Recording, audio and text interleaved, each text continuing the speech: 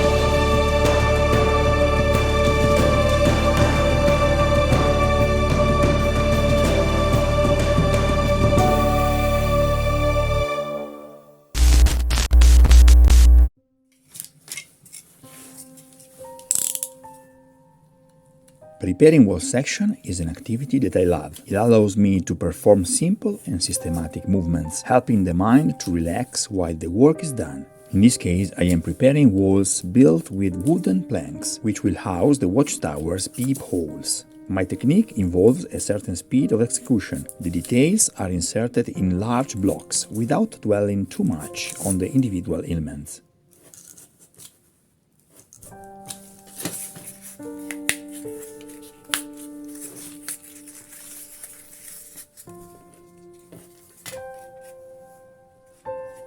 I cut the windows you see myself thanks to my laser cutter. I use a Longer Ray 5. Longer did not sponsor this video. However, if you are interested in purchasing a laser cutter, check the description box under this video. You will find my affiliate link, which will allow you to save on the purchase by entering my discount code. This way, you will have an excellent quality laser cutter at an affordable price, and your purchase will help support this channel.